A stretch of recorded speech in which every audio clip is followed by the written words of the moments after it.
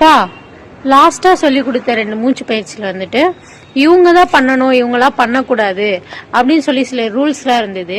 இதெல்லாம் இல்லாம காமனா எல்லாரும் பண்ற மாதிரி ஏதாச்சும் மூச்சு பயிற்சி இருக்கா? அதை பண்ணோடனே ரிலாக்ஸா இருக்கணும், மைண்ட் ஃப்ரீயா இருக்கணும், அந்த மாதிரி ஏதாச்சும் ஒண்ணு இருந்தா சொல்லி கொடுப்பா. காமனா எல்லாருமே பண்ற மாதிரி ஒரு மூச்சு பயிற்சி இருக்கு. அது வந்துட்டு நாடி சுத்தி. அது வந்துட்டு எப்படி பண்ணலாம்னு பாத்துடலாம். என்னப்பா போமே. வந்துட்டு நம்ம நாடி சுத்தி வந்துட்டு எப்படி பண்றதுன்னு பாத்துடலாம். மேட்ல வந்துட்டு கம்ஃபர்டபுள் பொசிஷன்ல உட்காந்துக்கோங்க. ஸ்பைன் வந்துட்டு ஸ்ட்ரைட்டா இருக்கணும். லெஃப்ட் கை வந்துட்டு சின் முத்ரா, ரைட் கை வந்துட்டு நாசிகர முத்ரா. இந்த பொசிஷன்ல வச்சுக்கோங்க. இப்போ வந்து என்ன பண்ணா ரைட் நாசில் வந்துட்டு க்ளோஸ் பண்ணிக்கணும். இப்போ லெஃப்ட் நாசில் வந்துட்டு மொத்த காத்தை எக்ஸேல் பண்ணணும். இந்த பிராணாயாமம் பண்ணும்போது கண்ணை மூடிக்கோங்க. நம்ம ஏன் இப்போ எக்ஸேல் பண்ணோம்னா இந்த மூச்சு பாதையில் இருக்கிற தொற்று வந்துட்டு வெளியே போயிடும். இப்போ வந்துட்டு லெஃப்ட்ல வந்துட்டு இன்ஹேல்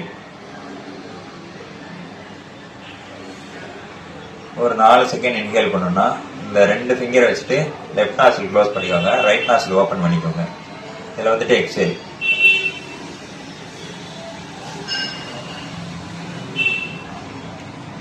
இப்போ வந்துட்டு ரைட்ல இன்ஹேல் பண்ணணும். தம்பிங்கிற வச்சு ரைட் க்ளோஸ் பண்ணிட்டு லெஃப்ட்ல எக்ஸேல்.